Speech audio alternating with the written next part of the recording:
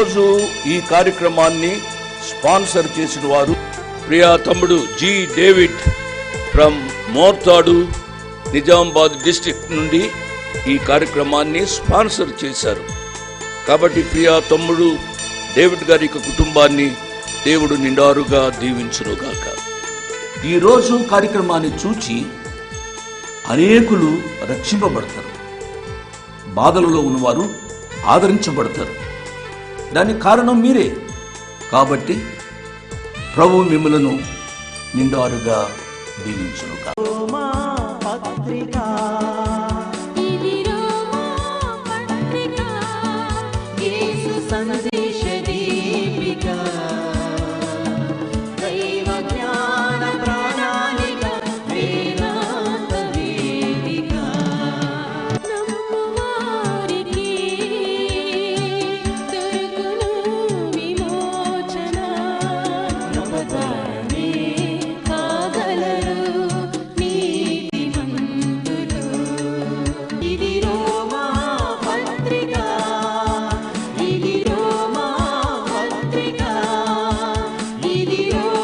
Good evening, praise the lord.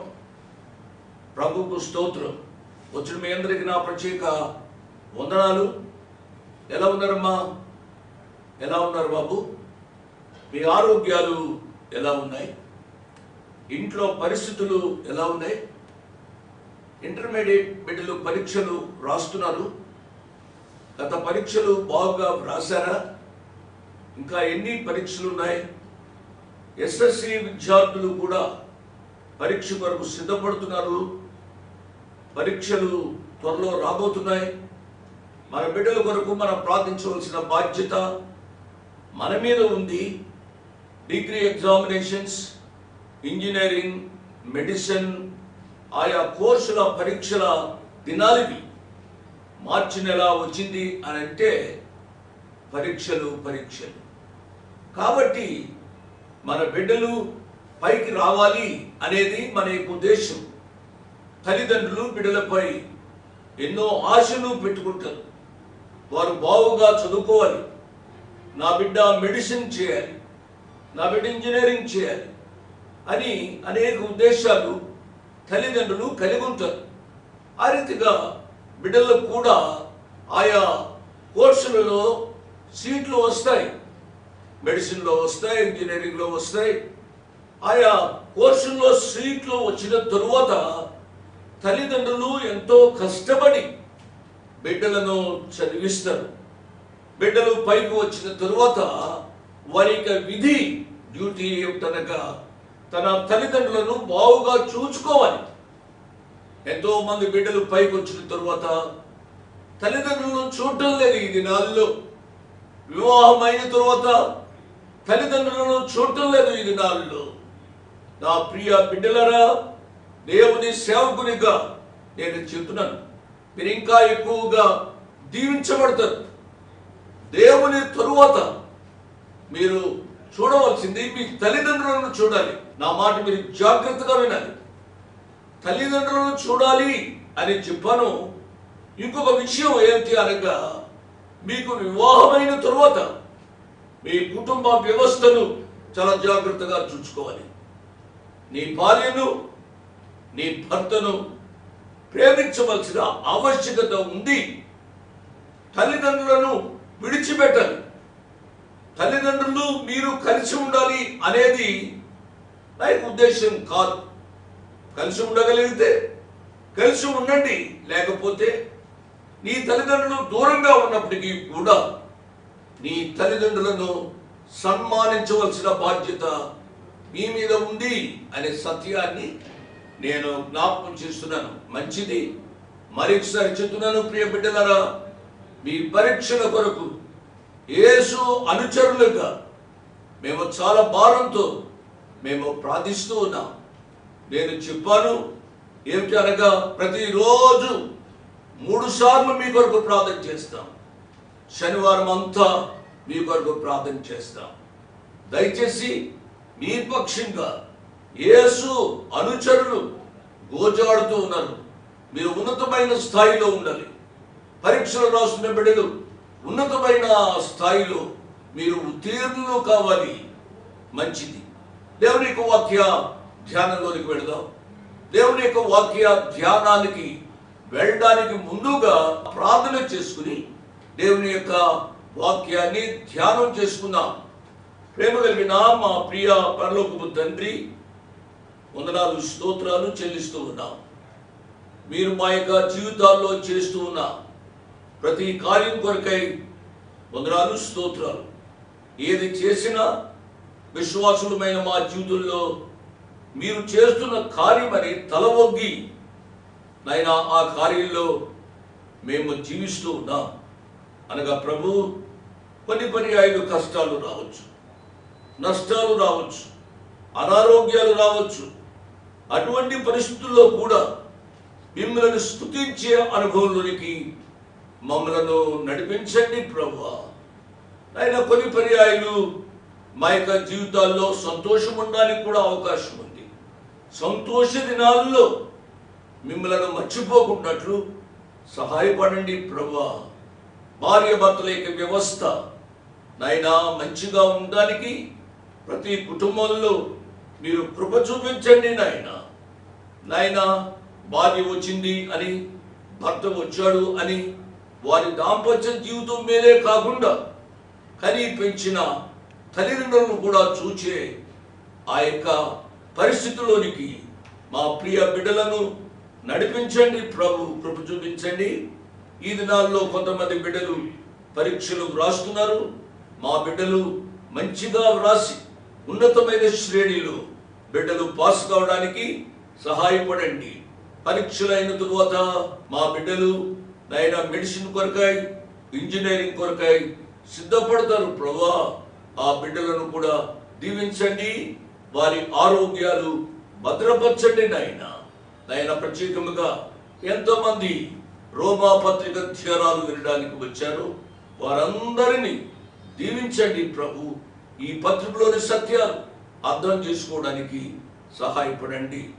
ఘనత, మహిమ, ప్రభావాలు మీ కుమారుడు ద్వారా మీరే పొందండి. అట్టి మీ కుమారుడు మా రక్షకుడు యేసు ప్రభు వారి శ్రేష్టమైన నామమున స్తుతించి ఘనపరిచి వేడుకున్నాము తండ్రి, ఆమేన్. మంచిది. ఇక దేవుని యొక్క వాక్య ధ్యానంలోనికి వెళదాం. మీ పరీక్ష దినాలు అని మీరు అనుకొని బైబిల్ చదవడం మానివేయవద్దు. నేను ప్రతిరోజు చెప్తున్నాను, యవ్వన బిడ్డలారా, లేచిన వెంటనే దేవుని వాక్యాన్ని కొద్దిసేపు చదవండి. పరీక్షల దినాలు అని చెప్పి వాక్యాన్ని చదవడం నిర్లక్ష్యం చేయవద్దు. కొద్దిసేపు ప్రార్థన చేసుకోండి. నేను పదే పదే చెబుతున్నాను, మీరు పరీక్ష హాల్లోకి వెళ్ళిన వెంటనే ప్రార్థన చేసుకోవాలి. క్వశ్చన్ పేపర్ మీ చేతికి వచ్చిన వెంటనే మీరు ప్రార్థన చేసుకోవాలి. మీరు ఆన్సర్ పేపర్ ఇచ్చేటప్పుడు మీరు ప్రార్థన చేసుకోవాలి. దేవుడు మిమ్మల్ని దీవిస్తాడు అనే సత్యాన్ని నేను జ్ఞాపకం చేస్తున్నాను. యవన బిడ్డలు వారు ఏ రీతిగా ఉన్నారు? యవన వ్యవస్థ ఈ దినాల్లో చెడిపోయింది. యవనస్తులు ఇష్టానుసారంగా తిరుగుతున్నారు. ఆడ మగ భేదం లేకుండా తిరుగుతున్నారు. చాలా విచారకరమైన సంగతి. హోటల్స్కు, పబ్స్కు, ఇంకా దేనికో యవనస్తులు విచ్చలవిడిగా తిరుగుతున్నారు. డబ్బున్న వాళ్ళు చేస్తున్నారు, డబ్బు లేని వాళ్ళు కూడా ఇంట్లో యవనస్తులు దొంగతనం చేసి తల్లిదండ్రులు దాచిపెట్టిన ఆ యొక్క సొమ్మును దొంగిలించి యవనస్తులు ఇష్టానుసారంగా తిరుగుతున్నారు. ఇంత ఘాటుగా ఎందుకు చెబుతున్నాను అనగా, నా ప్రియ యవన బిడ్డలారా, మీరు పైకి రావాలి. దేశానికి, రాష్ట్రానికి, అంతకంటే ప్రాముఖ్యంగా మిమ్మల్ని కన్న తల్లిదండ్రులకు మీరు మేలుకరంగా ఉండాలి అని నేను మిమ్మల్ని హెచ్చరిస్తున్నాను. మంచిది. దేవుని యొక్క వాక్య ధ్యానంలోనికి వెళదాం. రోమీలకు రాసిన పత్రిక యొక్క ఉపోద్ఘాతాన్ని గత కొన్ని రోజులుగా నేను చెప్పాను. ఈ రోజు రోమా పత్రిక ధ్యానాలు మనం ప్రారంభిస్తాం. ఈ యొక్క పత్రికను ఎవరు వ్రాసారు అనగా అపోస్తుడైన పౌలు గారు రాశారు. అపోస్తుడైన పౌలు గారు రోమా పట్టణాన్ని అప్పటికి దర్శించలేదు. రోమా పట్టణంలో అఫ్కోర్స్ ఆయన ఖైదీగా ఉన్నారు. ఆయన తన యొక్క జీవిత యాత్రను ముగించారు.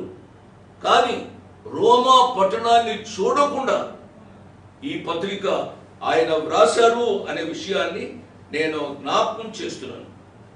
ఈ పత్రిక వ్రాసింది పౌలు గారు. ఆయన ఏమంటున్నాడు? యేసు క్రీస్తు దాసుడను, పౌలుగా ఉండుటకు పిలువబడిన వాడును, దేవుని సువార్త నిమిత్తము ప్రత్యేకింపబడిన వాడునైనా పౌలు రోమాలో ఉన్న దేవుని ప్రియులందరికీ అనగా పరిశుద్ధులుగా ఉంటకు పిలువబడిన వారందరికీ శుభమని చెప్పి వ్రాయినది. ఈ పత్రికలో ఈ వచనాల్లో ఆయన 3 లక్షణాలు పేర్కొన్నాడు.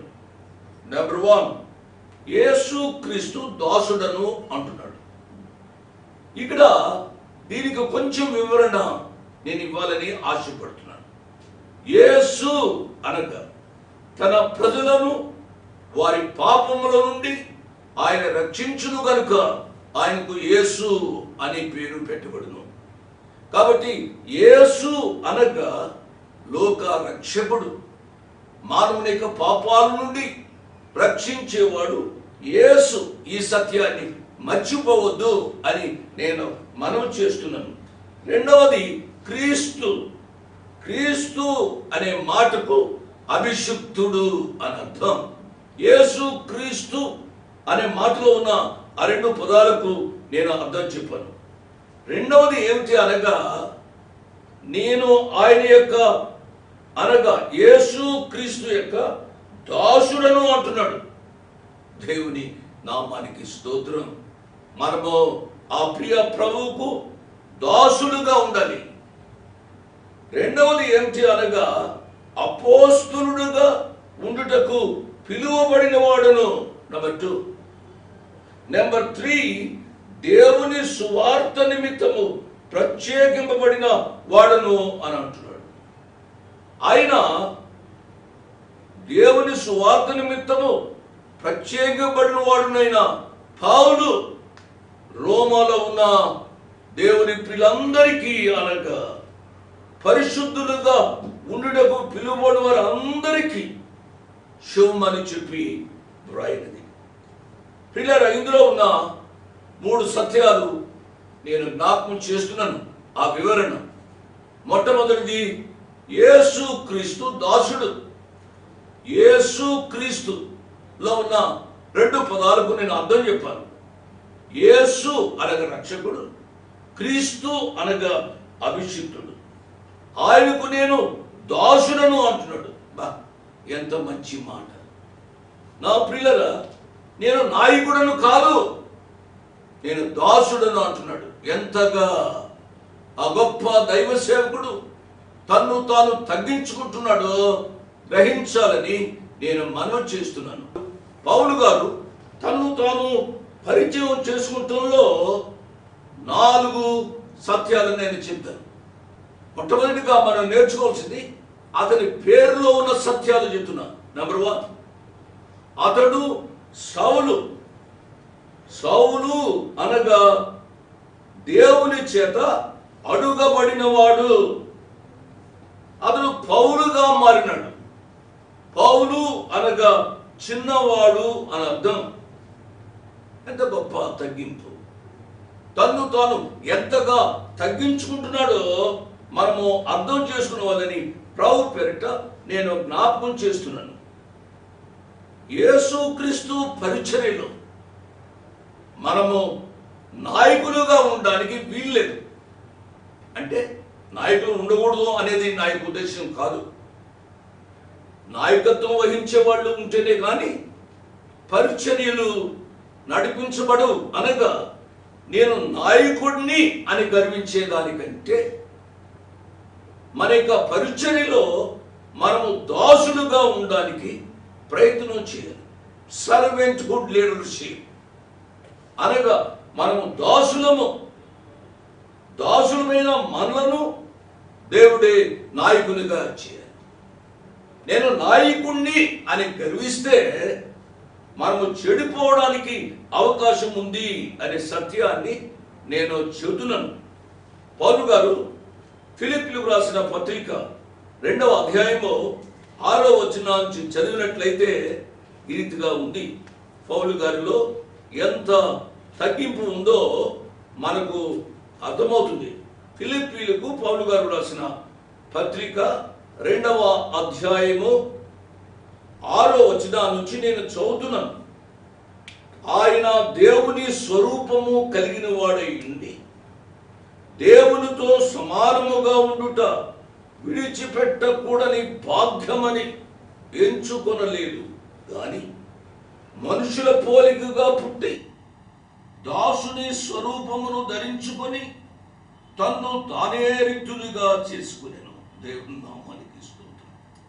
మరియు ఆయన ఆకారమందు మనుషుడిగా కనబడి మరణము పొందునంతగా అనగా శిలువ మరణము పొందునంతగా విధేయత చూపిన వాడై తన్ను తాను తగ్గించుకుని. ఎటువంటి తగ్గింపో మనము అర్థం చేసుకునే వాళ్ళని నేను మనవి చేస్తున్నాను. మనను దాసునిగా చేసుకోవాలని ఆయన ఇష్టపడలేదు. మన కోసము ఆయన దాసుడయ్యాడు, మనను ఒక స్థాయిలో ఉంచాడు అనే సత్యాన్ని నేను జ్ఞాపకం చేస్తున్నాను. ఈనాడు నేను టీవీలో మాట్లాడుతున్నాను, నేనే కాదు చాలా మంది టీవీలో మాట్లాడుతున్నారు.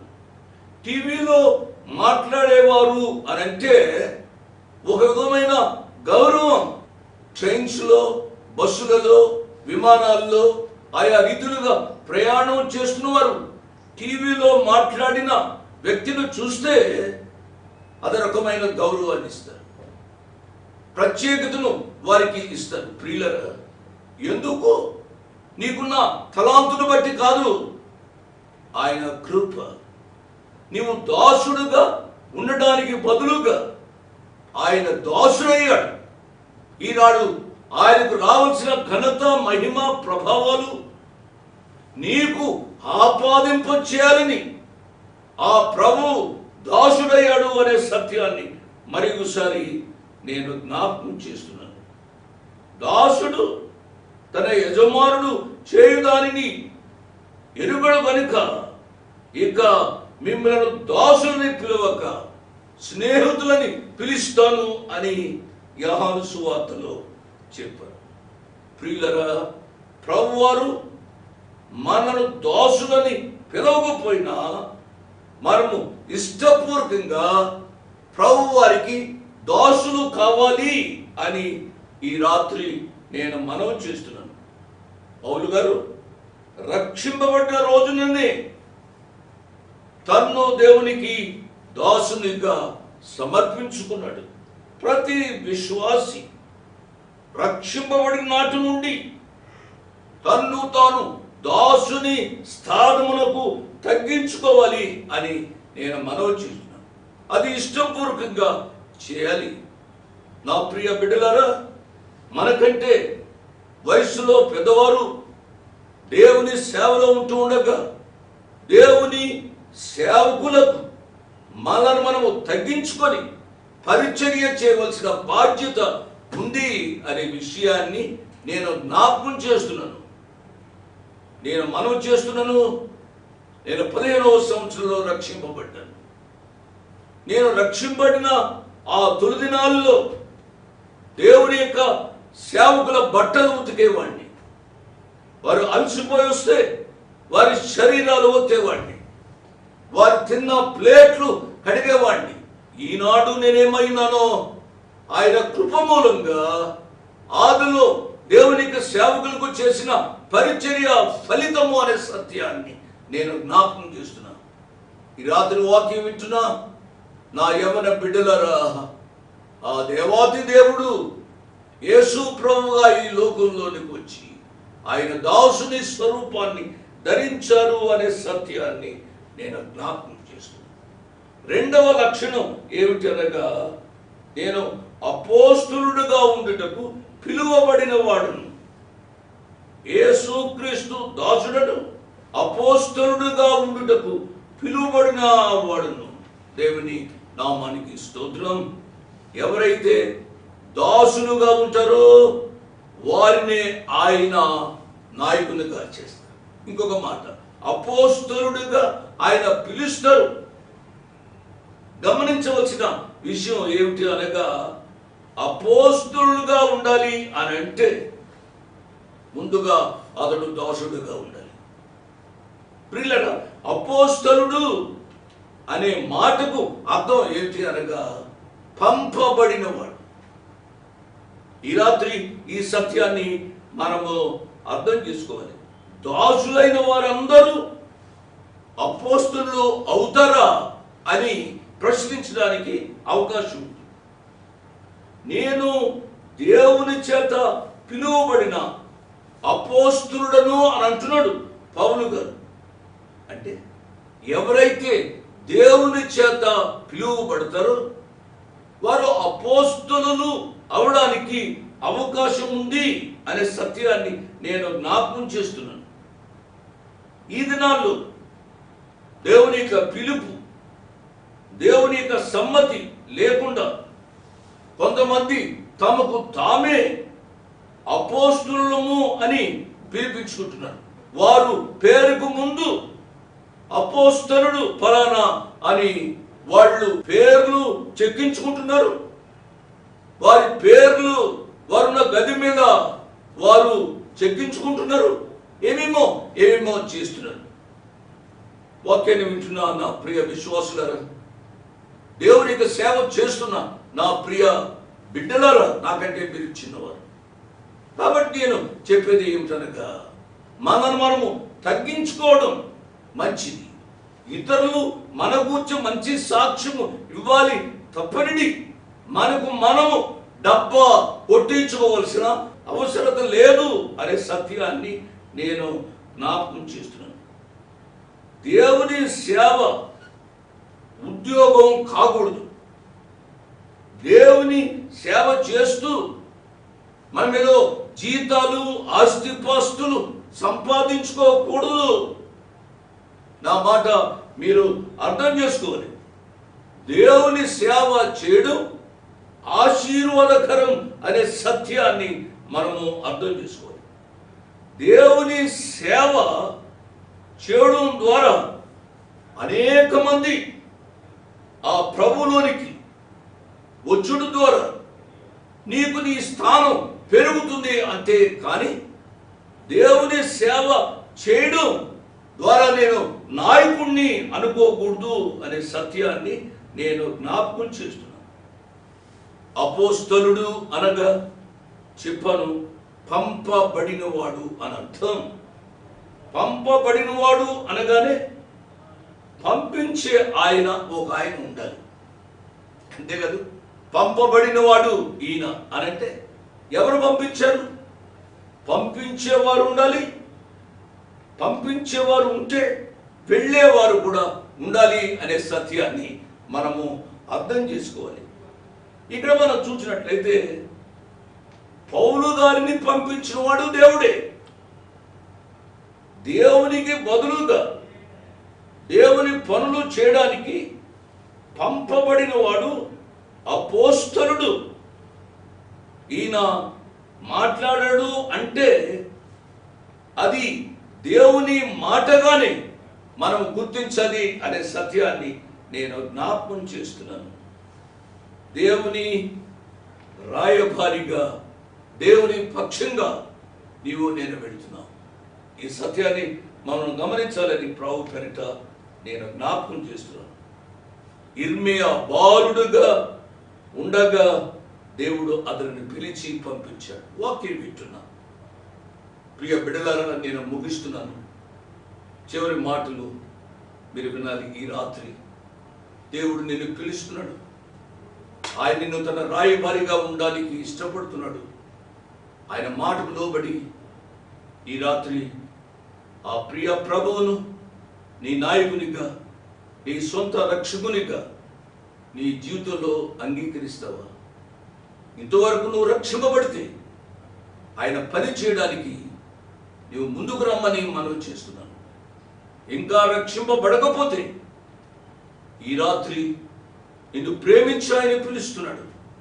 ఒక ప్రత్యేకమైన వ్యక్తిగా నీ సమాజంలో ఆయన నిన్ను చేస్తాడని గ్రహించి ఆ ప్రియ ప్రభు దగ్గరకు ఉన్న పాటున ఉన్న చోటున రమ్మని నేను మనవి చేస్తున్నాను. దేవుని వాక్యానికి విధేయురాలుగా ఈ రాత్రి నీవు కనబరుచుకున్నామని మనవి చేస్తూ ముగిస్తున్నాను. ప్రియులరా, చివరిలో ఒక మాట. ఈ కార్యక్రమానికి ఎంతో భారంతో ముందుకు సాగుతున్నాం కాబట్టి ఈ కార్యక్రమానికి ఒక్క రోజుకు అర్ధ గంటకు 12,000 రూపాయలు ఆరాధన ఛానల్కు మేము కట్టాలి. కాబట్టి ప్రభు మిమ్మల్ని ప్రేరేపిస్తే ఎంతో కొంత మీరు సహాయపడి ఈ కార్యక్రమం నిర్విఘ్నంగా సాగేటట్టుగా చూడమని మనవి చేస్తూ ముగిస్తున్నాను. దేవుడు వాక్యమైన ప్రతి బిడ్డను నిండారుగా దీవించును గాక. ఆమేన్. Praise the Lord. దేవుని నామానికి స్తోత్రం. మళ్ళీ ఈ విధంగా మిమ్మల్ని కలుసుకునే అవకాశాన్ని దేవుడు మాకు దయచేసినందుకు దేవుడికి ఎంతో వందనాలు, కృతజ్ఞతలు చెల్లించుకుంటున్నాం. మీ ముందుకు ఈ విధంగా రావడానికి ఒక ప్రాముఖ్యమైన విషయం. ఎందుకనగా మనం ఎగ్జామ్స్ మాసంలో ఉన్నాం. తల్లిదండ్రులు ఎంతో ఆందోళన పడుతుండొచ్చు. అతి ముఖ్యంగా యవ్వన బిడ్డలు ఎంతో ఆందోళన పడుకుంటూ, ఎంతో టెన్షన్ పడుకుంటూ ఎగ్జామ్స్లో ఉంటూ ఉండొచ్చు. మీ అన్నగా, మీ తోబుట్టుగా, మీ కుటుంబంలో ఒక సభ్యుడిగా మీ కొరకు నేను ఉపవాస ప్రార్థనలు ఎగ్జామ్స్ అయ్యే వరకు చేస్తాను అని చెప్పాను. కాబట్టి ఆ ఎగ్జామ్స్ కొరకు మీరు పంపించిన ప్రతి హాల్ టికెట్ని జిరాక్స్ ద్వారా కానీ లేకపోతే SMS ఫోన్ ద్వారా మేము ఎంత జాగ్రత్తగా, ఎంతో శ్రద్ధగా, భారముతోని, బాధ్యతతోని అవన్నీ ఒక బుక్లో రాసుకొని దాని కొరకు ఏ విధంగా ప్రార్థిస్తున్నామో చూద్దామా?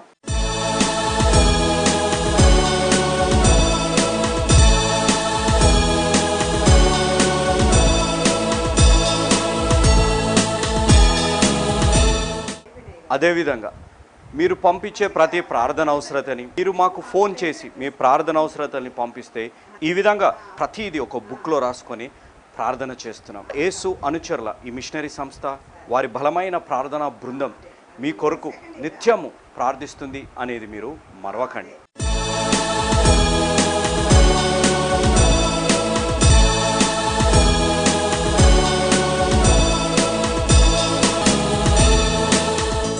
యేసు అనుచరులుగా మీరు పంపించే ప్రతి ప్రార్థన అవసరతని బుక్లో రాసుకొని ప్రతిరోజు 3 పూటలు వీటి కొరకు ప్రార్థిస్తాం. MOS ద్వారా, DDs ద్వారా, SMSs ద్వారా, ఈమెయిల్స్ ద్వారా, దేని ద్వారా అయినా మీరు మాకు పంపించినప్పుడు దాని కొరకు ప్రత్యేకంగా ప్రార్థిస్తాం. అతి ముఖ్యంగా ప్రతి శనివారం ప్రొద్దున నుంచి సాయంత్రం వరకు ఉపవాస ప్రార్థనలు చేసుకుంటూ మీరు పంపించే ప్రతి ప్రార్థన అవసరతని దేవుని పరిశుద్ధ పాదాల ముందు మేము మొర్రపెట్టి ఉపవాస ప్రార్థనలు చేస్తున్నాం.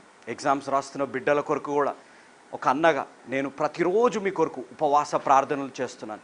బైబిల్లో పెన్ను పెడితే పాస్ అయిపోతాము, లేకపోతే ఏదైనా సంఘాల్లో తీసుకున్న పెన్ను బట్టి పాస్ అయిపోతాం, పెన్నుకు ప్రార్థన చేస్తే పాస్ అయిపోతాం అంటే కుదరదు.